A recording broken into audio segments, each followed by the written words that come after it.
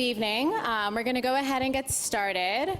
My name is Iwista Ayub, and I'm Director of the Fellows Program here at New America. And on behalf of New America and Future Tense, we're delighted to welcome you this evening for David Wallace-Wells' book event. Since 1999, the New America Fellows Program invests in thinkers, journalists, scholars, filmmakers, and public policy analysts. People who generate big, bold ideas that have an impact and spark new conversations about the most pressing issues of our day. In an age where journalism is dominated by the 24/7 news cycle and academia is becoming ever more esoteric, our fellowships provide opportunities for talented individuals who need support to pursue big, ambitious endeavors: books, films, photo essays, long-form storytelling, and policy projects. Work that gets to a broad audience and changes the way we think. Voices that represent the diverse backgrounds and ideologies of the American community. To date, we've supported more than 200 fellows who've gone on to publish more than 100 books. David's book is number 109 on that list. We're proud to have also supported the production of 7 films and countless of long-form essays that have gone on to win National Magazine Awards and Overseas Press Club Awards in this past 2 years alone. The Fellows Program aims to support these national fellows in 3 primary areas. We provide funding, we build a community, and we provide access to platforms and partners to help the fellows do their best work. David, this past year, was brought on as a class of 2019 fellow, and we remember interviewing him actually this time last year. He told us about this book that he was working on called The Uninhabitable Earth. We knew it'd be a big book. We didn't know it'd be this big, and so we're delighted to welcome David back as a New York Times bestselling author now a year later. And so before we go to the conversation, I did want to show our fellows overview video. I think for those who may be familiar with New America, what they do know is that we support books. But it's more than that, and I think David can attest to that we do provide support for really fellows to do their best work, to just take it one step forward, so that the book has the ability to hopefully become a New York Times bestseller. So give me 2 minutes of your time before we introduce the speakers. We'll show this video.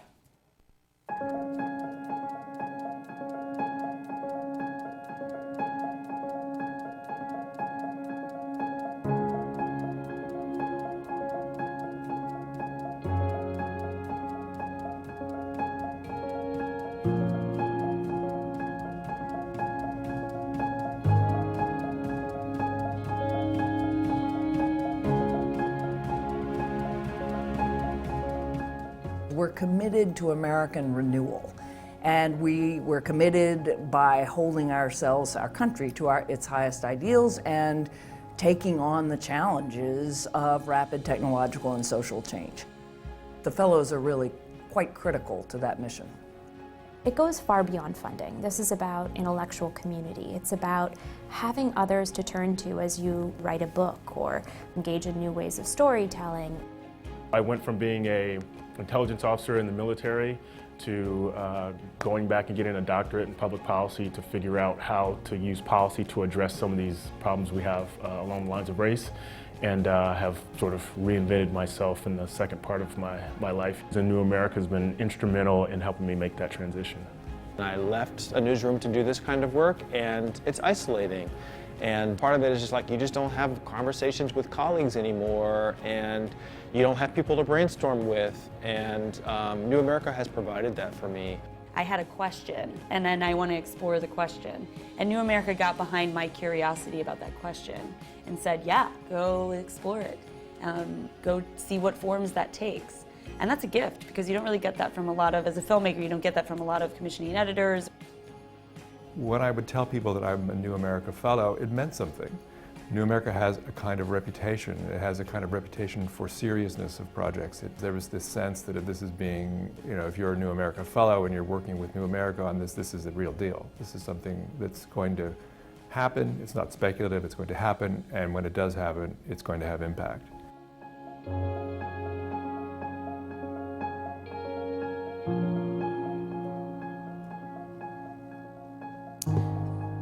So before I introduce our speakers this evening, 2 housekeeping notes. Please do wait for the microphone when we do shift to the Q&A. We are live streaming, and otherwise those on the live stream will not be able to hear you. We do also have books on sale this evening, and we encourage you to buy a copy. There's only 50, so I'm sure it'll sell out. Solid State Books is our book selling partner, so please stick around. We have tons of food, and David will stay to sign books as well. And so with that, I'm happy to introduce our two speakers, David Wallace-Wells and Van R. Newkirk II. David Wallace-Wells is a class of 2019 National Fellow and Deputy Editor of New York Magazine, where he writes about climate and the near future of science and technology, including his widely read and debated 2017 cover story on the worst-case scenarios for global warming. That article was the foundation for his book, The Uninhabitable Earth, which has spent the last 6 weeks on the New York Times bestsellers list.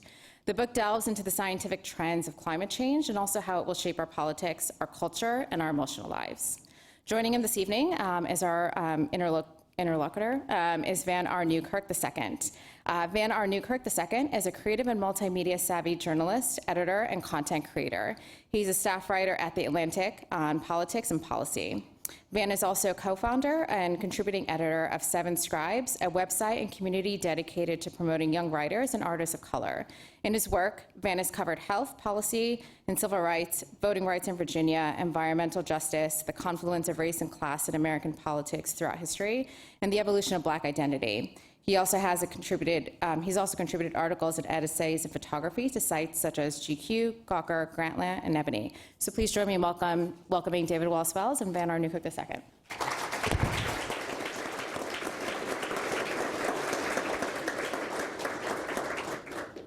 So to begin and to orient the audience, what I'm going to do is what David does in his book. I'm going to dispense with the notion immediately that the debate and the argument that we're having is between climate and climate denial, and really get right into the science and talk about exactly how climate change, which is happening, which is already affecting the country, and which will affect us in many more ways to come, what's happening. And so what I want to start with is we're talking about climate change and democracy, and American democracy. In your research in the sociology and anthropology of this country, what are the environmental sort of contributions to how American democracy has evolved over time already? And what do you think is happening right now on that front?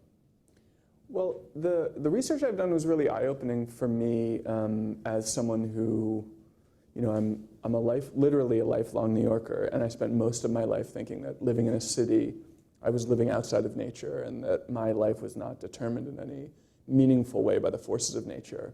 And one of the sort of most profound personal revelations that I've had doing this work is, it sounds like a naive revelation, but realizing that no matter where you live, you are subject to the forces of nature, and when nature is disturbed or perturbed, it will affect your life, it will affect all of our lives. So really everywhere you look, I think that there are climate contributions to our commonwealth, to our economy, to our public health, to our culture. But to name just a few, it's a kind of remarkable curiosity, but people studying climate and the economy believe that there is an optimal level of temperature for economic productivity, 13 degrees Celsius. That is the historical median temperature of the United States. It's also the historical median temperature of Germany and several other countries that we consider the most economically productive, at least in the modern era. Already, the country is a little bit warmer than that, and that means that these economists estimate we're already losing about half a percentage point every year of GDP to the cost of climate change. Although there are parts of the country that are at still at the optimal level of warming. Silicon Valley is exactly at 13 degrees Celsius right now. And the reasons for this, that sort of little narrow point opens up into some other points, which is to say the economic effects reflect other climate impacts. So agricultural yields are really affected by climate factors. Heat is one of them, and if we get at the end of the century to about 4 degrees of warming, which is where we're likely to get if we don't change course, our grain yields could be only half as bountiful as they are today. We'd globally be trying to feed probably about 50% more people. Within the US, we'd probably still be trying to feed 25 or 30% more people than we have today, and our grain yields would be half as bountiful. The impacts on public health are sort of everywhere you look, especially when you start to think about the effects of air pollution, which is not directly a climate problem, but is caused by the same thing that causes climate change, which is to say the burning of fossil fuels. Speaking globally, air pollution already kills 9 million people a year. And in the US, the numbers are somewhere in the tens of thousands. But the impacts go beyond direct deaths.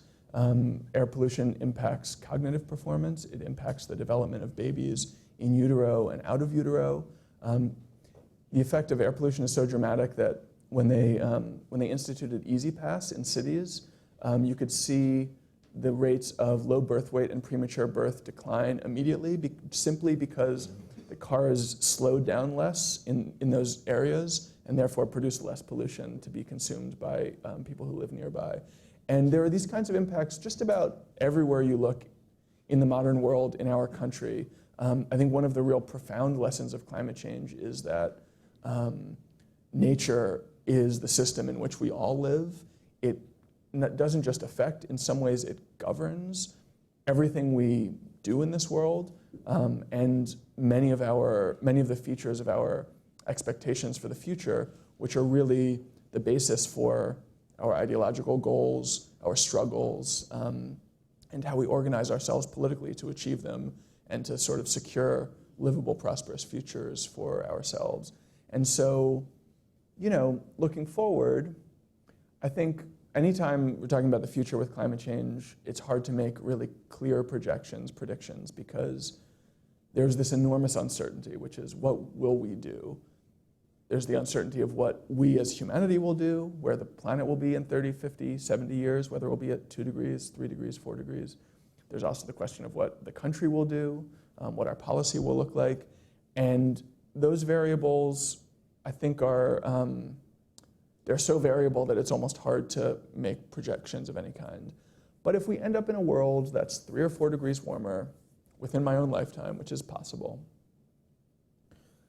we're going to have much stronger intuitions of resource scarcity. And if you try to project what a politics built on that would mean, I think you'd say you'd see more zero-sum calculations of political advantage, more nationalistic operations on nationalistic self-interest and nativism, more turning away from those suffering elsewhere in the world, and focusing on the immediate needs of our country. And it's sort of shocking to say those things and realize that we're already living in a politics that is sort of shaped by those forces. I'm not sure you could say that Donald Trump is the result of climate change, but I do think it's pretty fair to say that if we continue on the path that we're on, we're probably going to see much more Trumpian politics because of these forces and the way that they impinge not just on our own lives in the present tense, but on our expectations for the future. I think that is really quite profound. There are parts of the world where if we continue on the track that we're on, we could have the very prospect of any economic growth at all completely wiped out by the end of the century by climate change. That almost certainly won't be the case in the US, but what is possible in terms of economic growth here will be much smaller, and it will be distributed probably in even more unequal ways. That's one of the really grotesque features of climate suffering in general. It punishes all of us, but it punishes us unequally, and those who suffer most are probably those who are least prepared to deal with it. And so my hope is that we can respond to those challenges by developing a more empathic politics, one that puts some of these social justice concerns right alongside the straightforwardly climate concerns, and not just adapt and decarbonize and prepare, but keep in mind that, again, that those who are likely to suffer most are those who need most help, and that we should be trying to do through policy whatever we can to protect them and prevent them from suffering in quite as dramatic ways as they might otherwise. So when you talk about growth and you talk about all of these underlying economic assumptions that basically make the engine run, that govern our lives and what we think our capabilities are and what we believe the world will be like for our children, I just read the book Fossil Capital, which you cite in your book. And so everywhere with these questions, I see oil, I see emissions, I see petrochemicals. With agriculture, I see the fact that petrochemicals goes into that. And you're talking about the solution, or not the solution, but the way to limit the climate change possibilities will be basically changing our fundamental relationship with fossil fuels. What does that do for our understandings of what human economics are, what the possibilities for progress are, and kind of the basic assumptions that have been built into at least American civilization over the past century or so? Yeah, well, I think that the Fossil Capital book is a really interesting place to start answering that question. So this is a book by this guy, Andreas Malm, which is really, it sort of puts forward the idea that everything that we think of as economic growth, certainly everything we think of as industrialization, and the economic history that followed, is the result of the discovery of fossil fuels. So if you look at all of human history, for almost all of that human history, tens of thousands, even hundreds of thousands of years, there was nothing like economic growth. Whenever, on that level, Thomas Malthus was right. Whenever there was a kind of a boom harvest, it would be eaten up by additional children being born, and that the well-being of humans was always, again, for tens of thousands, even hundreds of thousands of years, effectively the same. There was no improvement in quality of life. That changes with the Industrial Revolution, and the sort of conventional history of that period is that it was, yes, in part the result of fossil fuels, but also innovation, both technological innovation and political and social innovation that allowed for capitalistic enterprise to really get moving. And what Malm says is that really you can effectively reduce the entire story to the story of the discovery of fossil fuels. And if that puts forward the kind of uncomfortable dilemma for those of us who are trying to imagine a post-fossil economy, which is if you take those fossil fuels out of the picture, what are we left with as a society that is quite profoundly oriented around the promise of economic growth, quite frustrated when that growth comes slowly, angry when it's distributed unequally? What does it mean to be considering, what they call a steady state economy, that is one that is basically flat? And as I say, that is actually the world that is projected to be brought into being by climate change for places like India and Bangladesh and much of sub-Saharan Africa over the course of the century. But my own sense of the future is a little bit more optimistic, which may sound strange given that I'm also so, my worldview is so informed. The book informed is called The Uninhabitable Earth. Yeah. Yeah. And I brought that up myself, I guess. But, it used to be the case up until a few years ago that the best economic research really did downplay the risks of climate change. And most economists would have said, there are real humanitarian costs here. We may have a moral obligation to do things to avert climate change because of the suffering, especially of those who are, most in need. But that if you totaled it up in dollars and cents, climate action actually didn't make much sense. This was the sort of conventional wisdom up until a few years ago, because it required massive upfront investment and also some foregoing of economic activity in the sense that you'd have to close some coal plants before they were really ready for retirement. And I think that's one reason why we've had such slow political movement on this issue, because our policymakers globally are so, they listen so closely to what economists tell them about how they can foster economic growth. And those economists were basically telling them not to worry too much about climate change. They also thought we had enough time that we could grow our way out of the problem, innovate our way out of the problem. But just over the last few years, there's been a real radical sea change in the conventional wisdom of economists studying this material. And in a way, it's because they've started to estimate the costs of climate change those costs are much, much higher now, they estimate, than they thought just a few years ago, such that it's now predicted that by the end of the century, if we don't change course, we could have climate damages totaling $600 trillion, which is double all the wealth that exists in the world today. We could have a global GDP that's 20 to 30% smaller than it would be without climate change. 30% is an impact that's twice as deep as the Great Depression, and it would be permanent. But it's also because they see in the very near term some huge economic opportunities if we do take action on climate quickly. There was a big report in 2018 estimating that rapid decarbonization could add $26 trillion to the global economy by just 2030. I think that's a little bit rosy, but it does give you a sense of the sort of exciting new frontier that economists now see in really remaking our economy from the root up. And on that point, I'm actually especially encouraged by a plan that was just put forward, I think last week or the week before, by the government of Indonesia. Now, Indonesia is a country that over the last 2 decades has doubled its per capita income, has halved its poverty rate, but at the same time, doubled its emissions. And that's really a representative story for many of the nations of the developing world, that in order to pull yourself out of poverty, for a long time it was thought, and probably true, required industrialization that depended on fossil fuels and emissions. But Indonesia says that they can halve their emissions by 2030, which puts them ahead of their commitments in the Paris Accords, and still grow at a rate of 6% per year. And that's faster than the 5% per year that they've grown over the last 2 decades.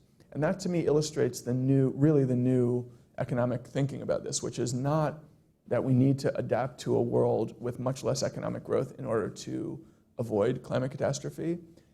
It's that if we take action quickly, we can actually make ourselves considerably more prosperous relatively soon. Now, a lot of these projections, I don't know entirely how seriously to take them. They're projections too. Again, they may be too rosy, they may be too optimistic, but I think that it's really critically important for those of us who are hoping for climate action in short order, and the UN says that we do need to have emissions globally by 2030, that the conventional wisdom among economists has changed so dramatically and offers actually an appealing, inviting path forward. So my hope is that we don't find ourselves 2 or 3 decades from now living in a world where there is no dream of economic growth, and we have to completely reorient our political value system and our goals for the future, and our sense of the future as more just and prosperous and fulfilling than the past. I think if we don't take action, we may well end up in a world where that is the case, but at least for now, I think the opportunity is in front of us to still secure some of these opportunities for us and our children. Now, you mentioned earlier our President, Donald Trump, and I was going to save him for the very end, but I figure now we can talk about it. Yeah. Most of my reporting on climate change comes from places like Puerto Rico, when we're talking about sort of the near-range effects of climate-linked disasters, potentially climate-linked disasters like Hurricane Maria, like possibly Hurricane Katrina in New Orleans, and those as kind of representative of a future climate disaster regime, right?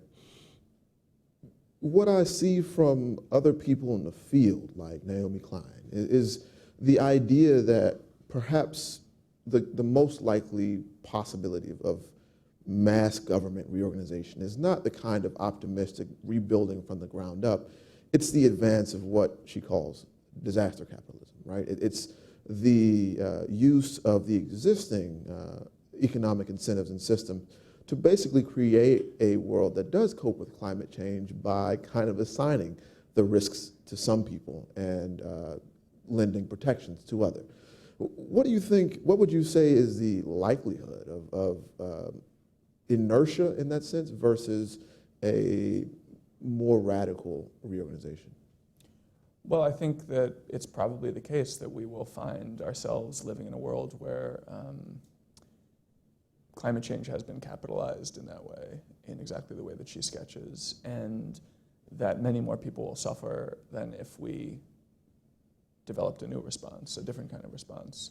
But I also think that it's, as with everything in climate, I think a little misleading to think about that question in binary terms. Mm-hmm. I often say this. It's not just one government. Yeah. And governments behave in slightly different ways and respond in to slightly different crises in slightly different ways and different ways in different years.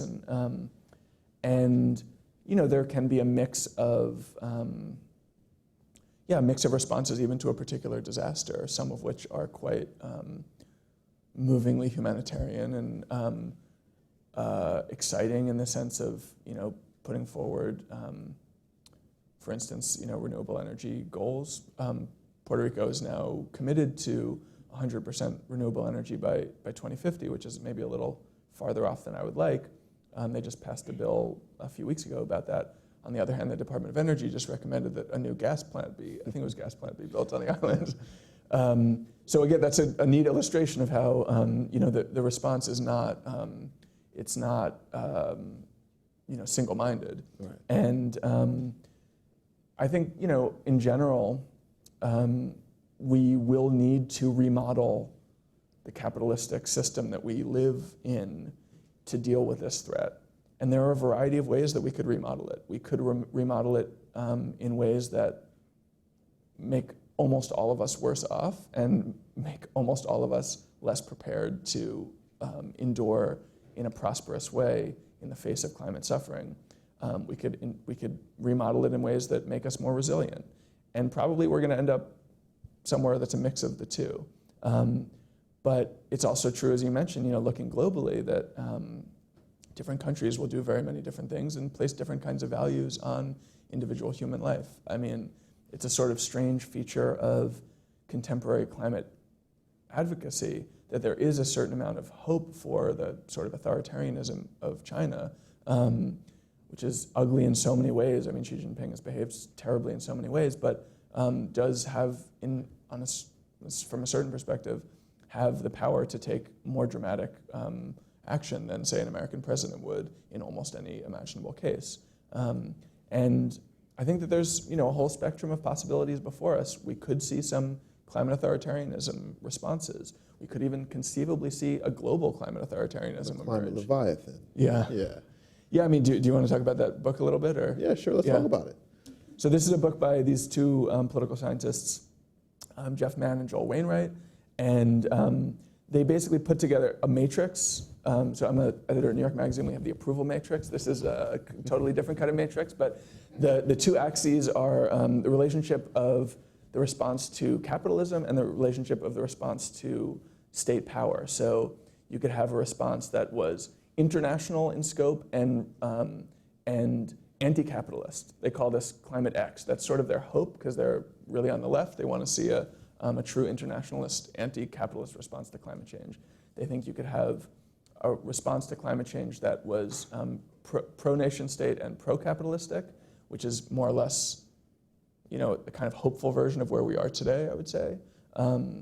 They see a possibility for a response that is anti-nation state and pro. Anyway, you get the point. The big UN, the anti-nation state, pro-capital. Yeah.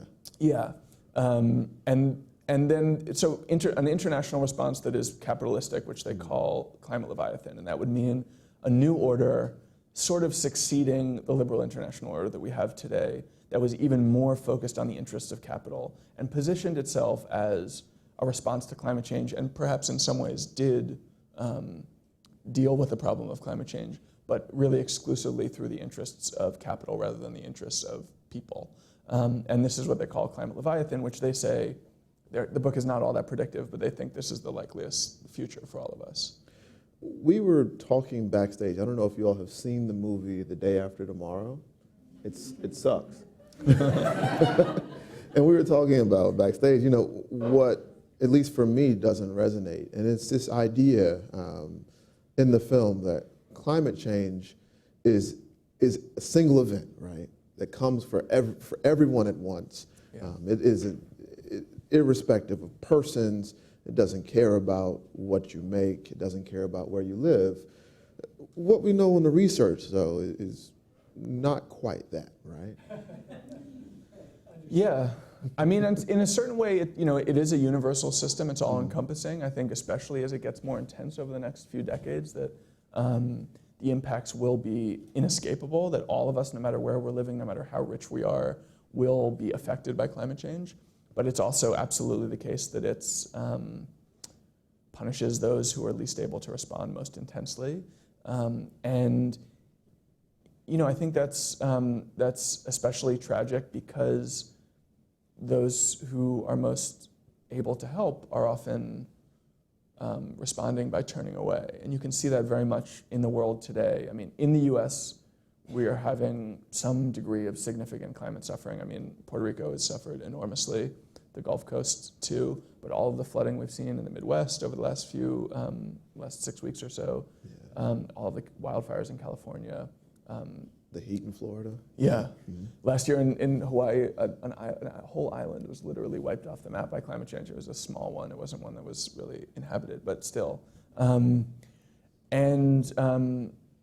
yet, you know, most of the country is going on about their business and looking away from that suffering and sort of believing that if their own lives were not directly impacted, that there isn't that much that's necessary to do. I do think, in a certain way, some of those impulses are changing a bit, our impulses to look away, in the sense that extreme weather is happening so often that it's hard to totally ignore. And if a natural disaster happens once every few years or even once every few months, you can sort of naturally get to a new normal about it and not be so agitated by the threat. But if it's really every night or every week on the news, it's a lot harder to do that. And just to give you a sense of what kind of a climate future we may be headed into, by 2100, it's estimated, if we don't change course, there'll be places in the world that could be hit by 6 climate-driven natural disasters at once. So when we're talking about Sounds bad. Houston being hit by 3 500-year storms in a 3-year period, multiply that by 18 is the kind of impact that we're talking about for the end of the century. The California wildfires burned more than 1 million acres last year. There's good science that says that could get 64 times worse by the end of the century, which would mean more than half of California would burn every single year. I think those projections are a little bit dark. I think we're not likely to see damage quite that dramatic. But like a doubling is bad enough. Yeah, right? oh, totally. And it's also illustrative in that, to your point, like these impacts are here. We are already living among and amidst kind of intense climate suffering. We just choose to process it in different ways. We choose not to think that we're living in a completely unprecedented climate situation that completely changes the conditions of life almost everywhere we are. People in California, I was just in California a few weeks ago reporting about wildfires. The people there still think of it as weather. And I'm an East Coaster, I'm a New Yorker, I literally can't get my head around thinking of fires as weather. They're far too biblical for that, right?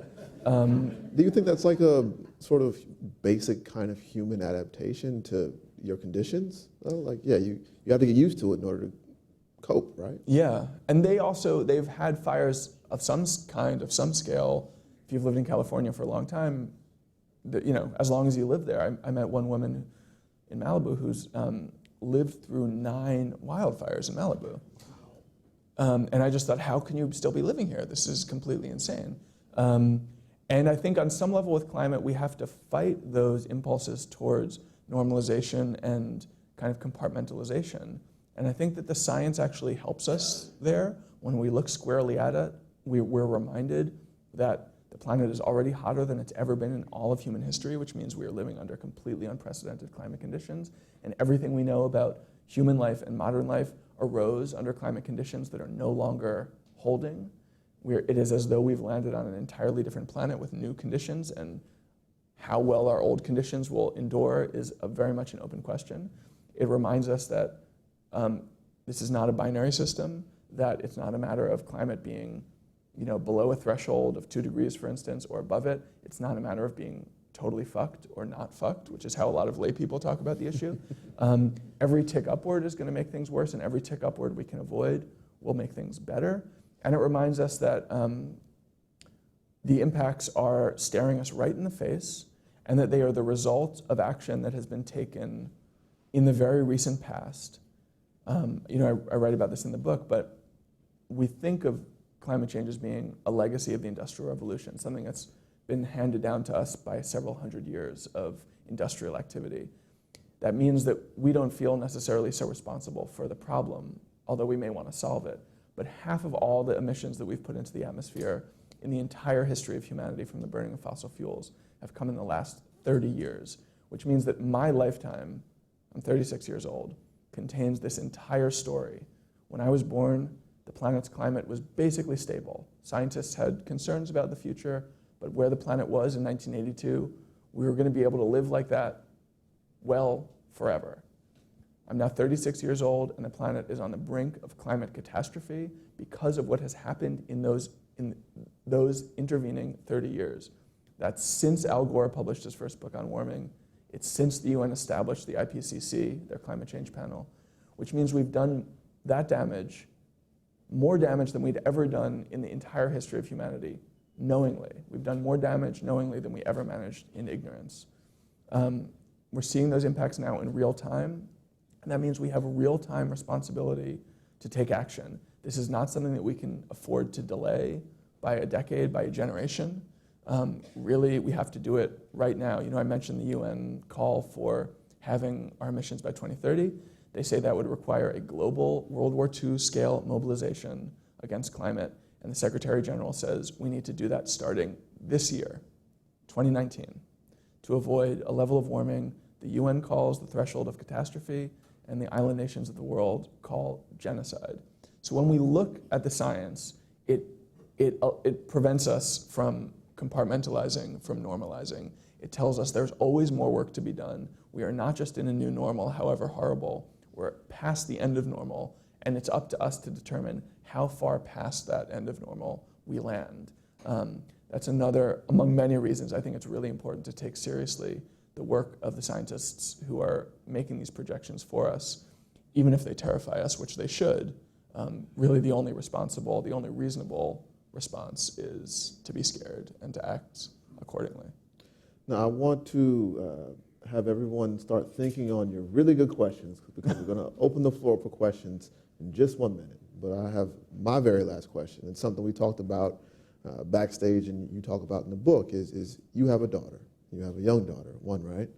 I have a 2-year-old son, and as a climate communicator, I know my own sort of, not desperation, but sort of motive to get people to hear me has definitely changed over the last 2 years. What do you think now, having published this book, having made the bestseller list, what would you say are sort of the lessons you've learned now as a climate communicator for dealing with the compartmentalization, for thinking about the hyper-object, and based on my own interest, do you think things like those really big disasters that are becoming more and more frequent, are they ways in maybe for that climate communication? Well, I'm excited to answer that, but I'm also curious how your perspective has changed. So, I mean, I think the science was real for me, and obviously, like, I've been reporting on this for some time, but I really, 30 years from now, you know, I'll be 60. I'll be not like elderly, but, you know, I think I'm hoping to live a much longer life than 60 years, but I'm a black guy, so I don't know how long that's going to really work out. But, you know, we're talking about sort of the horizon for the hell-type scenarios that people bring up. Those are just far enough for me to where I can't rationally plan for them in my mind. But now thinking about what my son, the world for my son is going to be like when he's my age, that's a whole different way to think about this. And, you know, you want to, I'm not going to be paying for all this education and all this soccer practice just to have him like live in hell, you know? I joke, but I think that's a thing that lots of parents now are thinking about. And so that's where I am, yeah.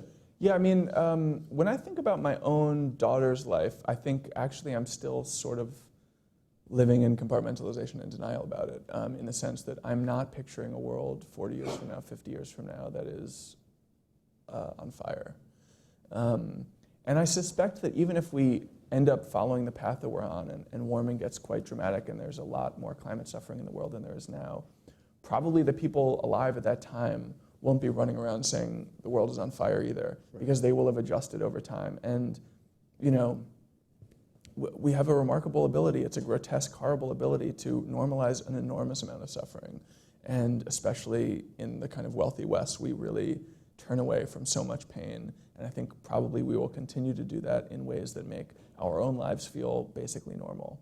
But I think that there's actually wisdom in that, talking about the broader communication question, which is to say, you know, I'm a newcomer to this subject, and one of the reasons I think that my work has sort of broken through is that I'm quite upfront about that. I'm not someone who loves nature in the sense of wanting to spend my life in a national park. I never had any pets growing up. I hope I don't ever have pets in my life. I'm not into animals at all. I've never been moved by like the images of polar bears. I mean, I understand like the value of ecosystems supporting themselves for a lot of reasons, but including the support that they give to human life. But I'm not someone who was brought to this issue out of concern for non-human interests. I'm someone who came to it out of humanitarian concern. And I think that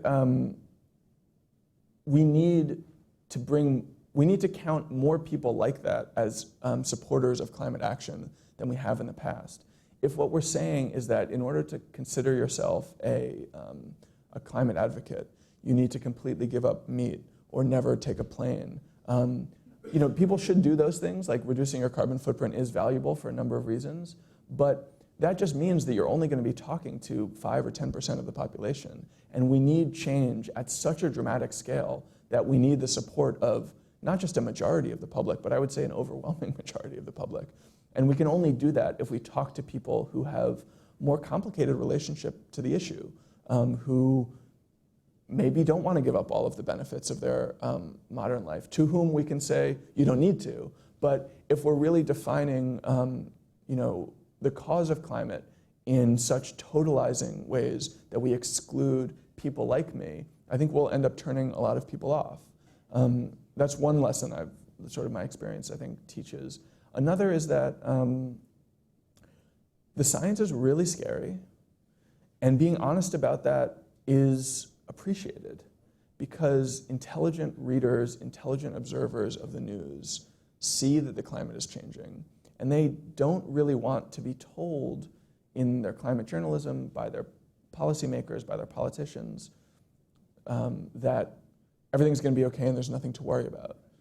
They want the threat that they see themselves to be taken seriously by the people who are in charge. And when I started writing about climate, I really felt that that was not at all the case. There was a kind of conventional wisdom among scientists, among climate journalists, that it was irresponsible to alarm the reader, and that it was only responsible to talk about climate in terms that were dominated by hope and optimism. And I think there's a place for hope and optimism too, but if the science is really scary, if the world that we're already living in is terrifying, and what it requires is massive change, I think for a number of reasons, from the history of environmental movements that have drawn on alarm, to my own experience being awakened from complacency by fear, to our current politics, I think you have to say that fear is useful, it's a useful motivator, and especially as a journalist, as a kind of person who sees his main job as truth-telling, it's also honest. The science is terrifying. The response that we need to mobilize to address it is so large, it would be irresponsible, from my perspective, to leave the rhetorical tool of alarmism on the table. And I think actually, I think that the scientific community has developed in that direction over the last couple of years. The UN's IPCC report from last October was a major step forward in that regard. It came wrapped in a lot of alarming rhetoric, and I think it had a much bigger impact than all the lots of people, right? Tons. Yeah. And I think we need more of that. Again, I don't think fear-mongering, to use a sort of uncomfortable word, is the only way to talk about this issue. It's not the only way that I feel about it. There are days when I feel quite optimistic. There are days when I'm excited by technological breakthroughs.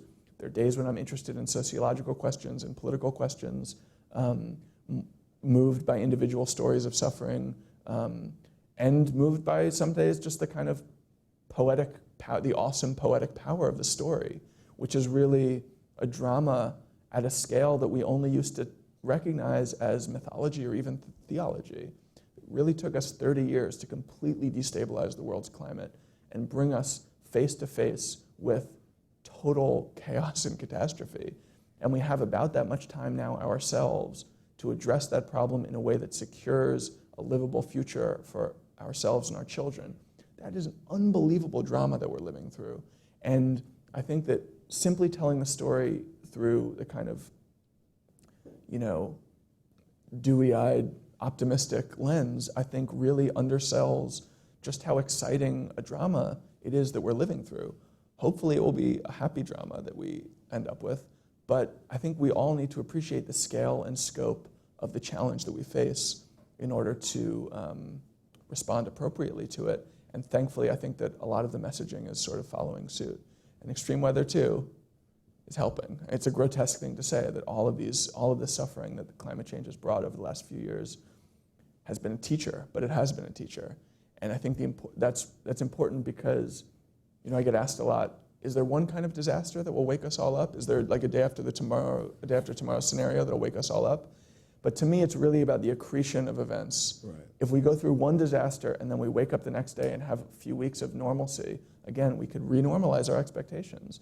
But if it's every day and we're seeing different threats in different parts of the globe all the time, I think that we'll start to see this is an entirely new system that we're living in, and we need to respond to it in a completely unprecedented way. I think that's starting to happen, although, you know, obviously it's not happening fast enough.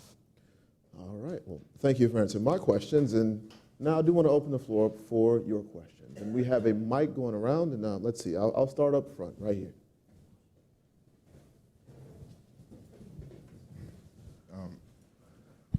I'll be brief. Just two statements, and I have a quick question. It's really sobering. The day of reckoning is coming faster because the polar ice cap is melting at an alarming rate. And I know ecosystems may not move your polar bears. However, most of our fresh water is tied up in the Arctic, and we don't know what the climate situation is going to be like because we've never not had a polar ice cap. Also, the whole eastern seaboard, DC, all of it will be gone if that polar ice cap goes. So it's going to be hard to ignore all this.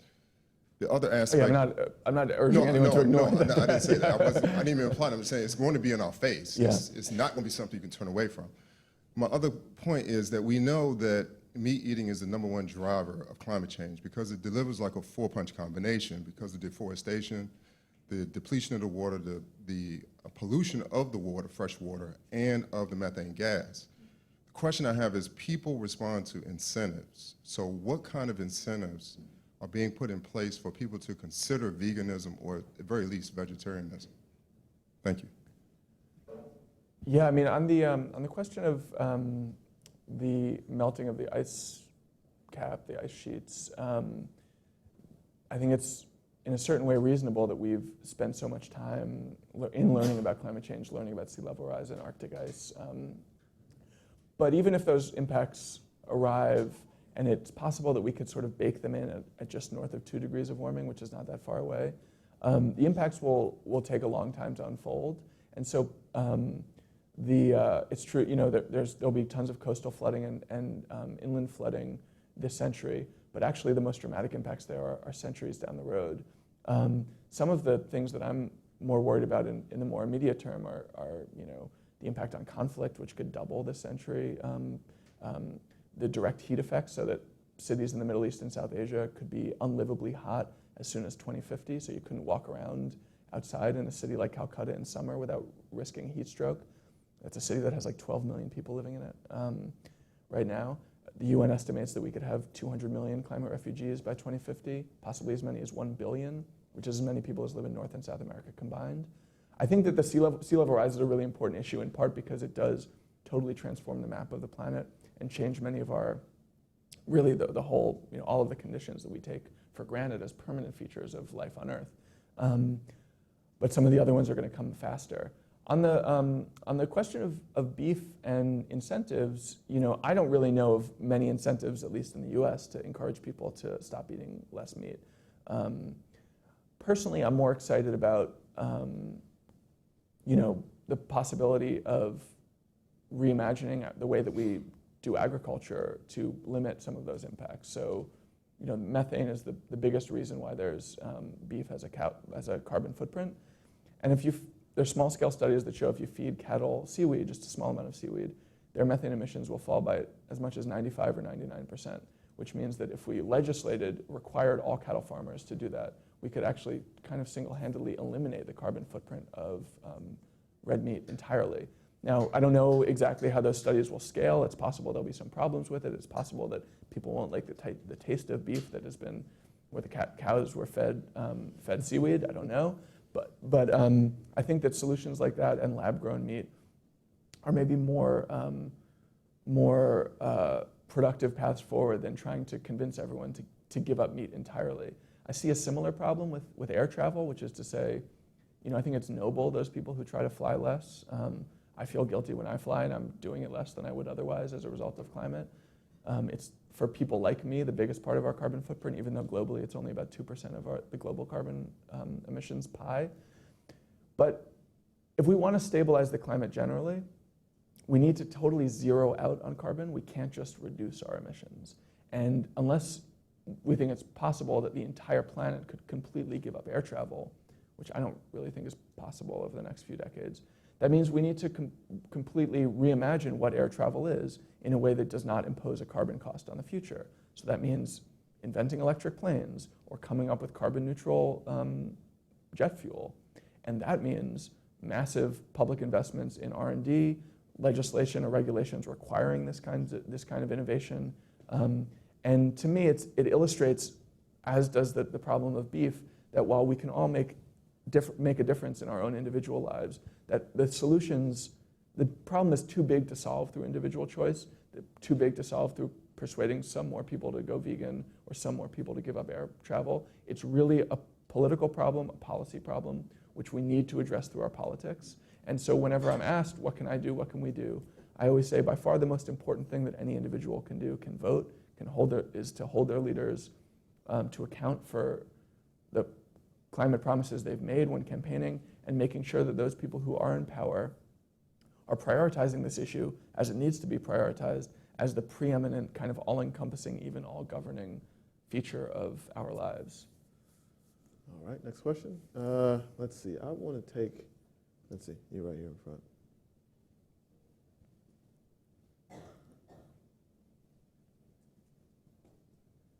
My impression has been that most of the world laughs at us for doubting climate change, just like they laugh at us for doubting evolution.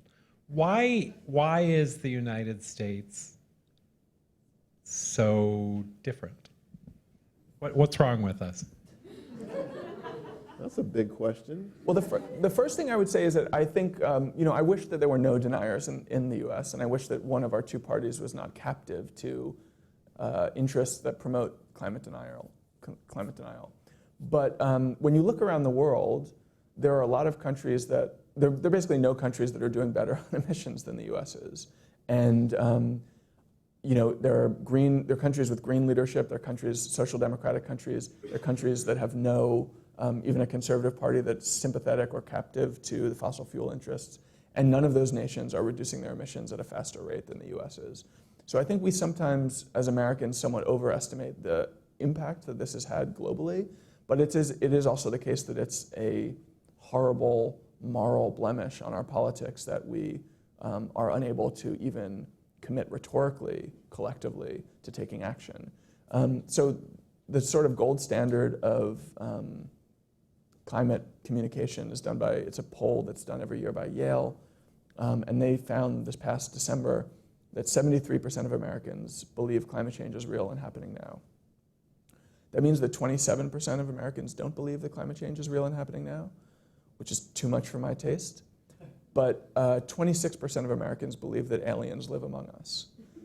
So this is not a, you're like, you have some questions about that? No. This is not a voting bloc that should have a veto power over our politics. To me, the question is why one of our two parties is exercised in that way more than why this fraction of the public believes in climate, is skeptical of climate change. And I think the answer to that is the obvious one. It's that we have a much more corporatized politics than most of our equivalent countries, most of our peer countries in the world. And for a long time, fossil fuel interests have been incredibly powerful in corrupting the Republican Party. In addition, there's been a kind of simultaneous cultural war aspect to the radicalization of that party, which demonizes expertise and science, and that has also been really problematic.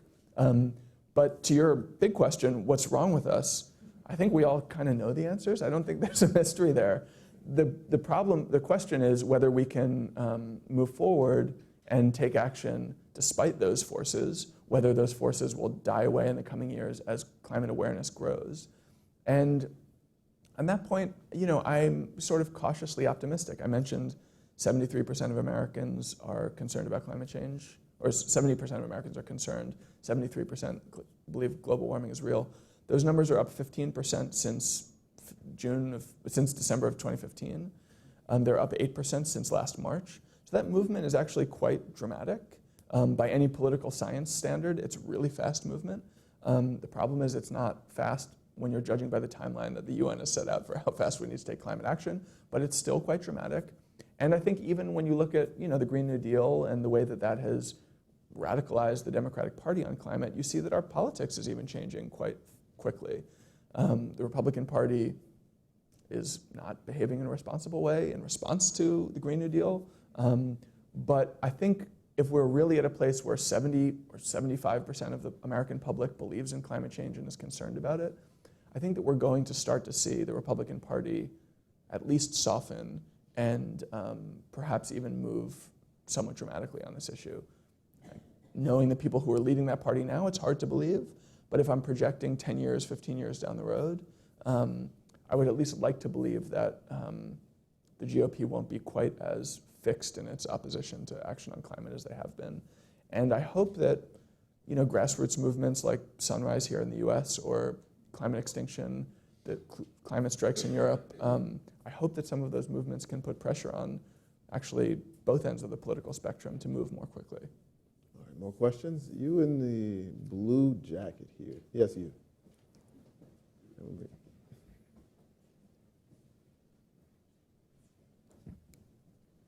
Thank you for your talk. My question is that indigenous people in the United States and Canada, like the Standing Rock Sioux tribe, have been doing a lot of important work in raising awareness of climate issues, but in media and policy spaces, their expertise isn't generally looped in. So how could we do better in including different types of communities as expertise and their skill sets in this regard? Thank you. Well, I think your question sort of answers itself, that we should do better, and that means reaching out to those communities and trying to engage them as much as we can. In general, I was sort of talking about this with the question of alarmism versus hope and optimism. I think this story is way too big to tell in any one way, in any one voice, to really come to a solution from any one perspective or one set of experts, developing a plan. I think it's a story and a challenge that's big enough that it requires everyone who can be engaged in it to be engaged in it, and that means, taking seriously the expertise and the experience and the concerns of many more people. At the moment, Van was sort of sketching out, I think too much of the policy response already is about protecting the interests of capital and business. And even when those are productive developments, they are exclusionary. And our policy planning, our communicating, our action, our activism, all of that should be, more inclusive as we can possibly make it. Because this is, as I say, a story that will affect all of us. And as a result, we can't afford to shut anyone out from the process. All right, more questions? Actually, on the end right here. David Adam Siegel. The Bill McGibbon went on a journey much like you. A New Yorker, started reporting on it, became activist. You're a journalist moving to activism on climate. How are you engaging or being engaged by other journalists? What do you think of reporting the impact of your work or your perspective on other journalists in the media reporting? Well, I think that the last couple of years, which is the period of time that I've been really working on this, has been a period of dramatic change in perspective for some of the reasons we talked about. I think that there's much more comfort with being alarmist. I also think that there's much more understanding that there's a public appetite for coverage of climate change, in part because I think there is more public appetite now than there was just a few years ago. I wouldn't want to say that my work has produced that, but it's sort of coasting on the wave of it. It's one of the examples of how that's changed and how different kinds of storytelling can reach new audiences. I would like to see yet more. I mean, I think it's a kind of cliche to say among climate people, but really the fact that this isn't on the front page of every newspaper every day is a problem. It's a misleading depiction of the scale and intensity of the threat that we face. But I do think that journalists are media organizations are devoting more resources to the story. Journalists are experimenting. They are telling the story in different ways. I've been especially impressed with the way that the New York Times is, and their climate desk has done kind of ambitious, different kinds of storytelling around climate change. But I also think that social media itself is a really, really powerful platform for people who want to tell their story who aren't journalists. I think that with the wildfires in particular, the dash cam footage and the iPhone footage that circulated last year was some of the most powerful work. And I think that journalists can learn from that success, to use an uncomfortable word, and be more forthright, be more honest even than they are today, which is considerably more honest and forthright about the science than they were just a few years ago. But again, I think it's not, I don't want to see the storytelling apparatus evolve in only one way. I really want to see everybody telling different kinds of stories, because in very short order, if we don't change course, I think we will start to see climate change not as a subject, but as the theater in which all of our stories unfold. And that means that, in Hollywood, we'll be seeing romantic comedies that are directed and written under the sign of climate change. We'll be seeing, disaster tourism, where people go on honeymoons to sites of catastrophe. And many more impacts like that. Our world will be so completely transformed that climate change will become, I think, in the 21st century, as all-encompassing, as as inescapable a story as, say, modernity was in the 19th century, or financial capitalism in the late 20th century. And I think that demands a much more diverse storytelling approach than we've seen so far. But thankfully, I think there's more experimentation than I even thought possible was just a few years ago. All right, more questions? Let's see. In the middle, tallest hand.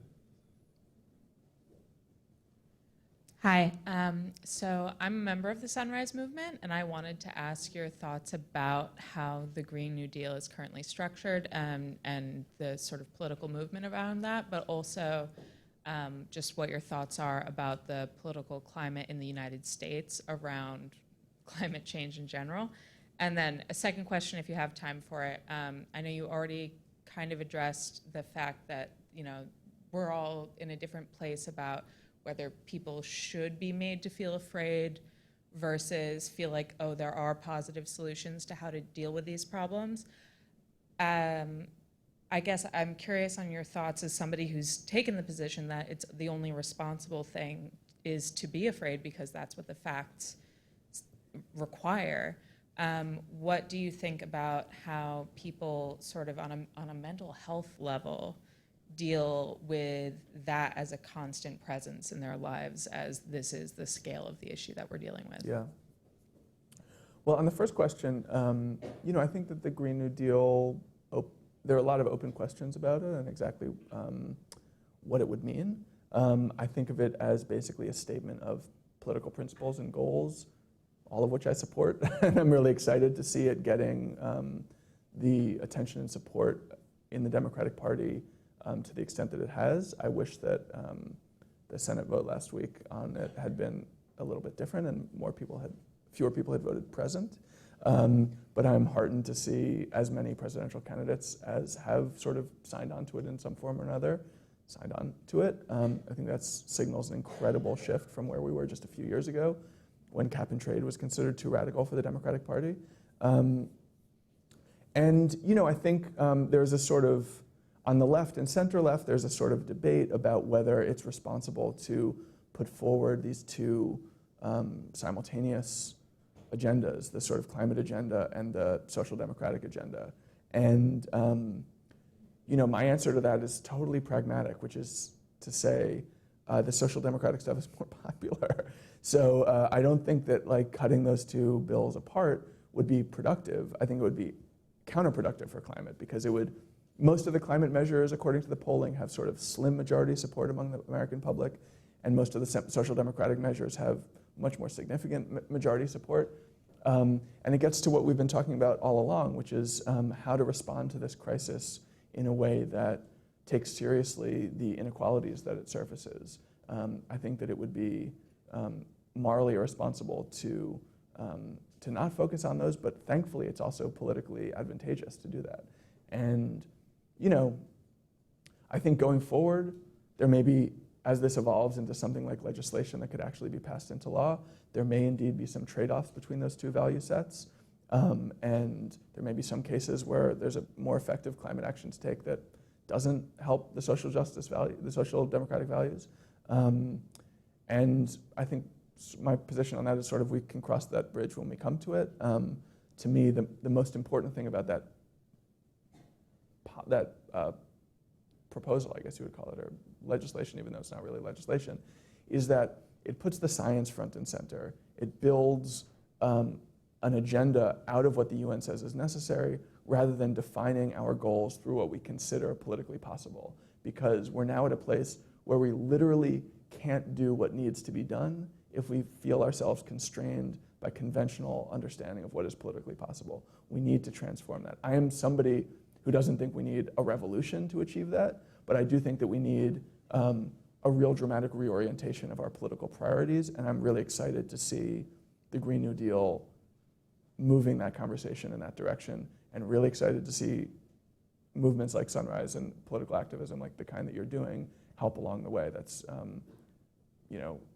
honestly, exciting is a kind of weird word to use for it, but it's really amazing to see how much more energy there is around this issue, to use a bad pun, than there was just a few years ago. And I've gone through that transformation myself, but it's amazing to see how many more people are going through it at the same time that I am. A few years ago, I thought that this was an issue, something we needed to address, but it was not at the top of my list of political priorities. I didn't see it as touching absolutely everything I would have wanted our politics to achieve. And now I feel basically like no matter what you want politics to do, we need to address climate change, because we won't be able to achieve any of these other goals without stabilizing the climate. That's how dramatic its impacts promise to be. On the, remind me what the second question was again? Oh, yeah. I think this is it's a real problem. I think it's especially acute for activists and advocates. So I think that there are people who are at risk of fatalism and despair and burnout, who have devoted their lives to the cause for a long time and don't see yet enough change to feel rewarded. And I think that's a concern. I don't know that there's a good solution to it, but I think that I would say two things. The first is that the best way to deal with despair is through engagement and action. I felt that way myself. I still live through compartmentalization and denial, but I also have been less despairing about this issue because I was able to channel that anxiety into a project that I feel is doing some good. And everyone can do that. You don't need to be an author. You don't need to be a politician to do that. You can do that by voting, by engaging in local activism, by community organizing, all that stuff. And I think that if we're balancing mental health versus the health of the planet, if we're living in a world that is really suffering as dramatically as it is, and poised to suffer as dramatically more as it is poised to suffer, we should do what we can to limit the impact on individual well-being.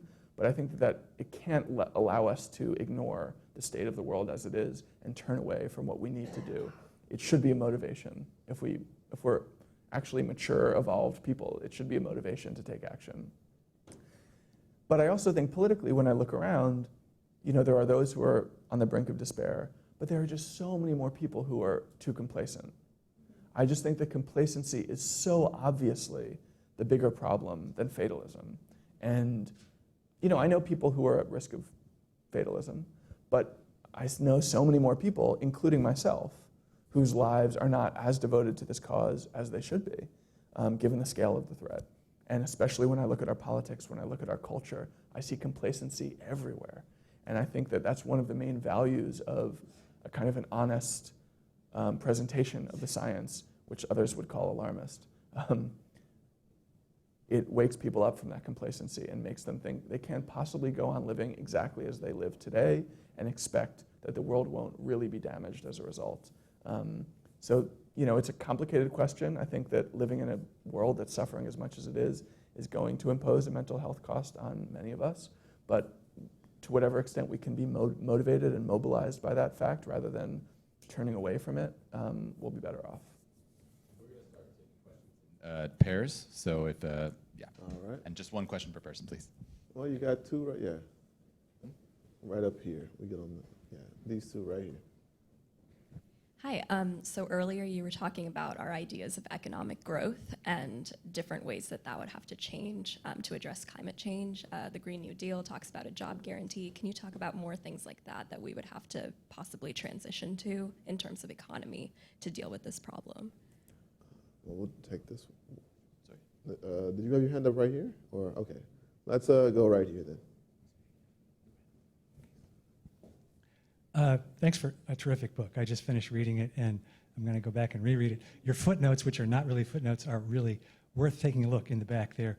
And one of them is the section on economics kind of thrilled me because I've been sensing a big disconnect between how economists look at this problem and how the scientists take it into account. And your very unvarnished view of the science is welcome, in my view. The economists have done something called discounting, where they sort of make the future seem further away, and that's kind of, as you said, they're starting to get a little more realistic about that. And I appreciated your citation to the study showing that that an aggressive transition to renewable energy would actually have a huge benefit. Most of the economic studies only talk about the cost of climate action, and they don't factor in the avoided costs, the benefits of actually the shift. And I just wanted about your thoughts about that and the disconnect between the economic discussion and the scientific discussion, which I think you did a nice job of sort of bringing it up to some level there, but it's really an enormous gulf, and it's still not really resolved. And the economists, I think, my organization is the Carbon Tax Network. We are very much in agreement with the economists pointing to the necessity of carbon pricing, and yet the numbers that they talk about for carbon prices or the transition are tiny. Yeah.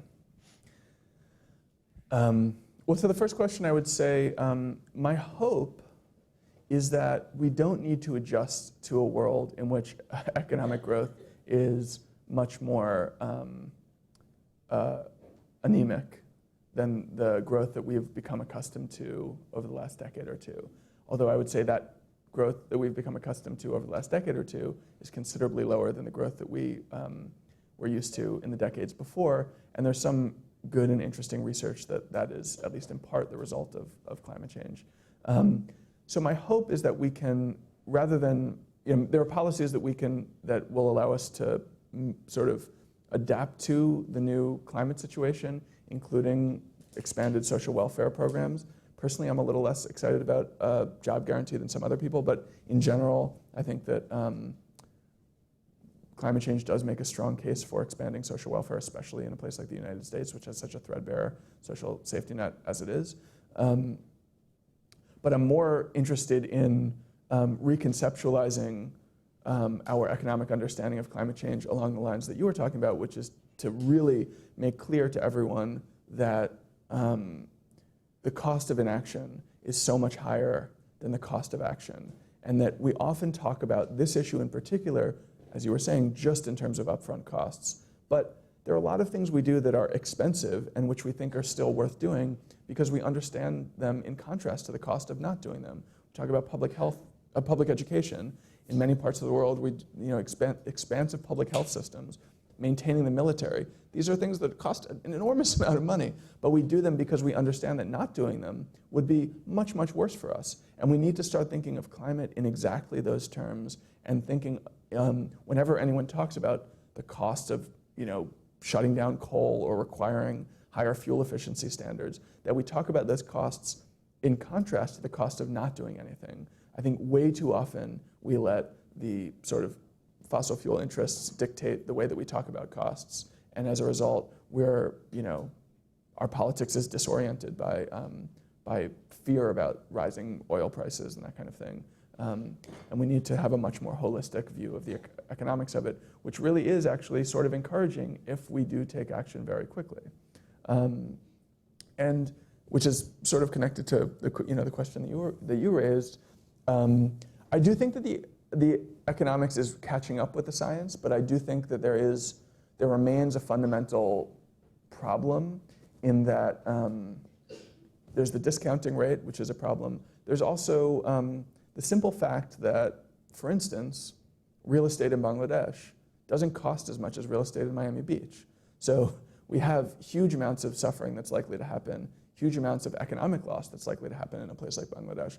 But when the economists add up those figures, they don't add up to nearly as much as even like the coastal flooding of New Jersey, which will be considerably less dramatic to the naked eye, but in a dollars and cents way adds up to considerably more.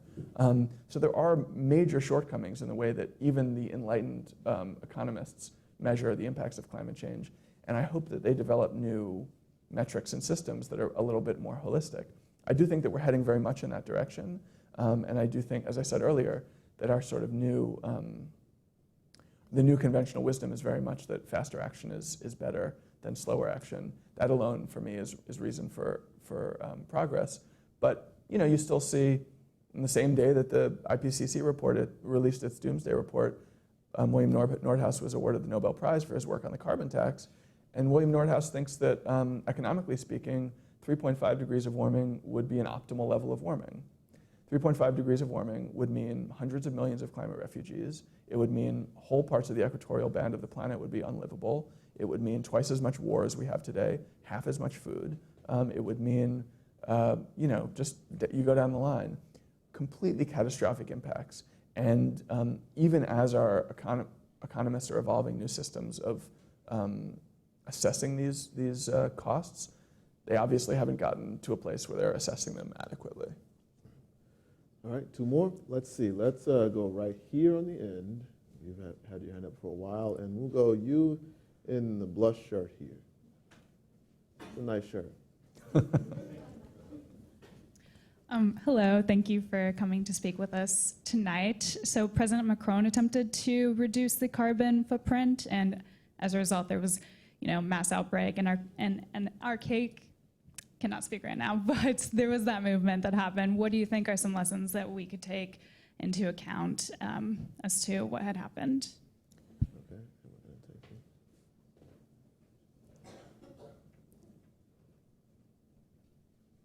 Thanks for the compliment on the shirt, Van. So my thought process whenever I try to think about how we, with our government, are going to combat climate change, I always think about the institutional obstacles that come in the way, such as when the country moves left, it moves right in the midterm elections thereafter and vice versa. So my thought process also involves a right-leaning Supreme Court, as well as just the limits of the American presidency, which you mentioned earlier. So I'm wondering, what sort of challenges do you see in American institutions that could arise when we have the first step in combating climate change seriously in a big way, and how can we overcome those obstacles as well? Yeah, on the first question, we've had sort of similar experiences in the U.S. Washington State tried to put together a carbon tax in the last election, which was, that's a really blue state. It's also a really green state. It was in the midst of a blue wave election, and the carbon tax was defeated. And in general, I think the lessons of that are twofold. The first is sort of the answer I gave to the previous question, which is we really need to talk about the cost of inaction alongside the cost of action, so that whenever we're talking about imposing any kind of burden on the consumer, we need to articulate what it means to not be doing that in a very clear way, so that we're not choosing between climate action and economic benefit, but we're choosing something that will reward all of us the more aggressively we act. But the second thing is actually related to the comment that this other questioner made a minute ago, which is that I actually think that carbon taxes, the way that they've been talked about, are likely to be really quite ineffective, even if they were put into policy, because they're so small. The UN says that in order to have a global carbon price that would reliably keep us below 2 degrees of warming could require a carbon price as high as $5,500 a ton. Now, there's no carbon price anywhere in the world that's 1/100th of that today.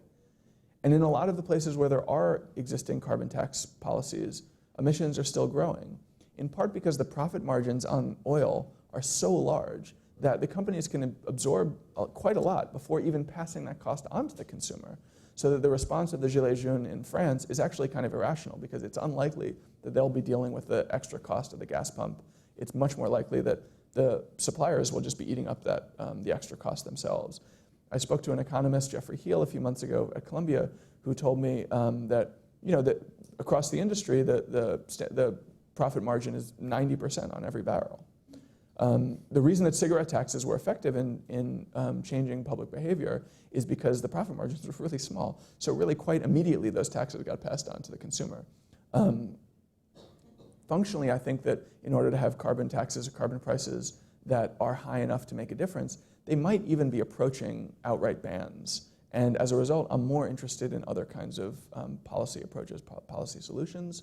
Although I do think that it is helpful to put a price on carbon so at least we understand the cost of doing business with it. I think this is one of the things that we'll really start to see over the next few years and decades. Walking down the supermarket aisle, we're likely to see things advertised as carbon-free in the way that we now see them as organic. And I think all features of our life are going to be begin to be kind of labeled with a cost, with a climate cost. And that will start to open everybody's eyes about really how interconnected and how responsible we all are for the future. Which is maybe actually a response to your question too. I think that the more that the public understands this as a growing existential problem, and the less we understand it as a series of kind of bureaucratic and technocratic debates over particular details of particular policy, I think the less our politics will respond in kind. The less that they'll throw up roadblocks of the kind that you mentioned. I think that we live in a political system that has many roadblocks by design, and that makes action a lot slower than we would like it to be.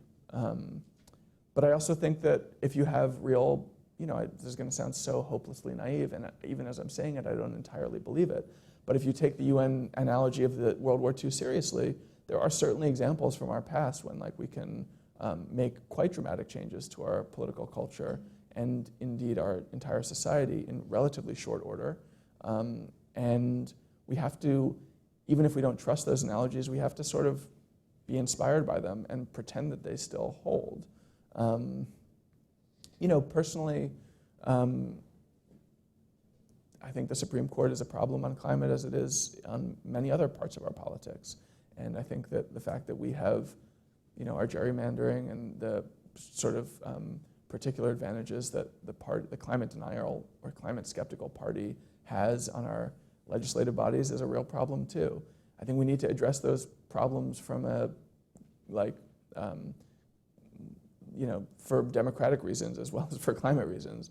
Thankfully, those values are aligned, and any reformation that we can put into place for the sake of good government will also, I think, be better for climate policy.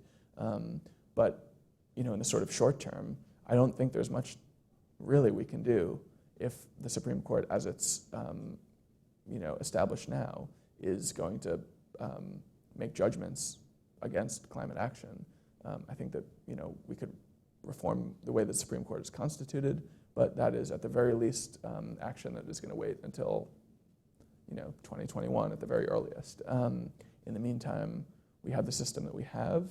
And that means that I think most of the important work is going to be in developing things like the Green New Deal into really actionable legislation that could be theoretically, we can move forward with very quickly in the context of a new administration. That's not nearly as hopeful an answer as I'd like to give. But I think it's also important to keep in mind, the US is only 15% of global emissions. We have a moral responsibility to lead on this issue because we are historically responsible for the lion's share of global emissions. But going forward, the climate future of the planet will not be written by the United States. It will be written by China, India, and sub-Saharan Africa. And there's a sort of a reasonable perspective in the sort of center-right that the best thing we could do is invest in R&D because that intellectual property and those innovations can then be distributed much more equally around the world than some of the more direct regulations and carbon tax proposals that are being talked about. I personally, I take an all of the above approach. I think we do need massive investment in renewables, massive investment in all these kinds of areas, in part because they can help other countries in the world, but I also want to see much more aggressive regulation in the US, in part for the reason I mentioned, that we have a moral obligation to lead, not just follow some of these other countries forward. All right. Well, that's all the time we have, and I thank you all for coming and for your really great questions. And thank you, David. Thank you for having me. Thanks for having me. Thanks everybody for coming. And please join us now. We have refreshments, and there is a book signing. We have about 50 books available from Solid State Books. So stick around. Thanks. Thanks. That was good. Thank you so much. Great to talk to you. Really Great to talk to you. Yeah.